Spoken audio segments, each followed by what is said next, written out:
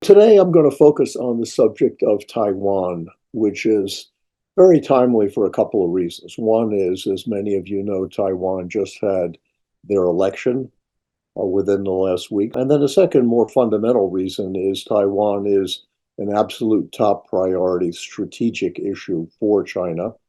And therefore, it's in the news a lot. And what I really want to focus on today are some of the fundamentals of Taiwan as we think about it. So let me start with the first point. How strong is China's case that they are the legitimate owners of Taiwan, and Taiwan is an integral part of China?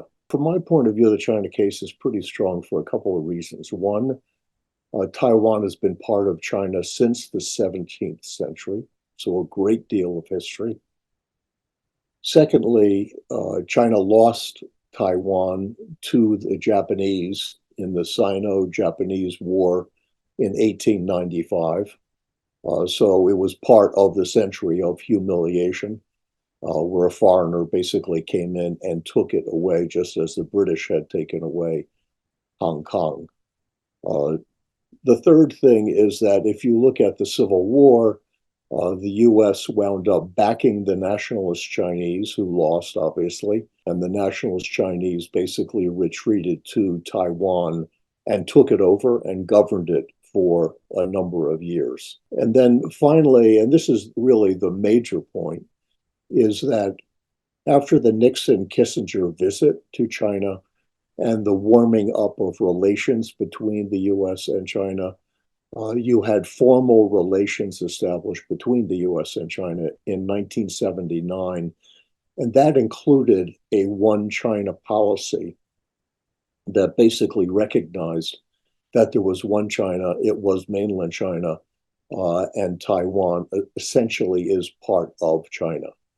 Now, since that declaration, which has been bought into by virtually almost all the countries around the world, when you go back over history and when you think about the fact that Taiwan is made up of Han Chinese and Confucian values are as strong in Taiwan as they are in China, and then you add to it the formal recognition of the US and then most of the rest of the major countries that China is the official leader of Taiwan, and that has real influence on how the rest of the world reacts to whatever happens between the US and China on the issue of Taiwan.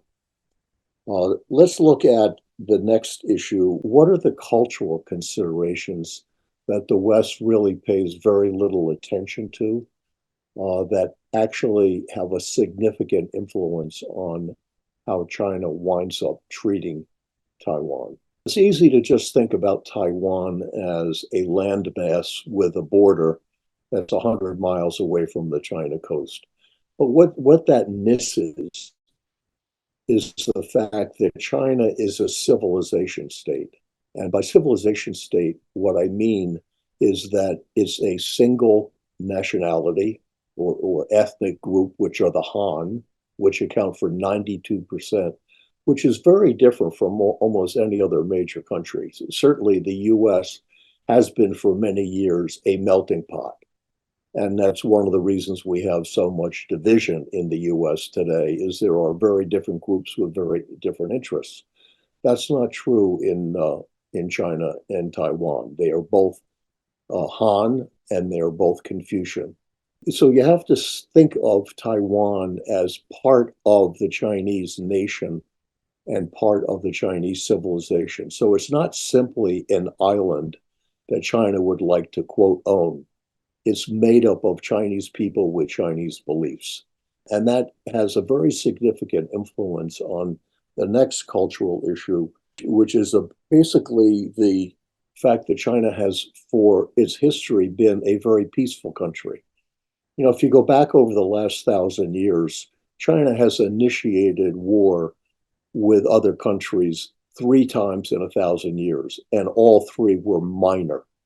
And a lot of that goes back to the art of war, which is a military classic coming out of China, that basically had the interesting idea that the best way to win a war is to never resort to violence.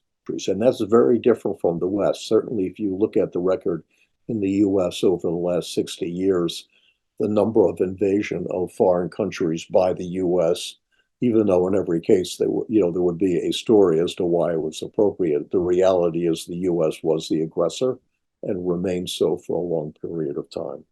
So now let me switch over to the election and what we can learn from the election. At first blush, the DPP, which is the governing party right now in Taiwan, was reelected with the leading number of votes among the three major parties. And so you would say, okay, it's a continuation of the DPP, and the DPP is the most favored of independence for Taiwan of the three parties. But if you look behind the numbers, there's more than that going on. The DPP won 40% of the vote, which means 60% of the vote, the majority of the people, basically are with parties who want to retain the status quo between China and Taiwan. And then finally, if you look at the legislature, DPP controlled the legislature prior to this election. It lost control of the legislature in this election, which means their ability to push their own agenda is going to be very modest at best.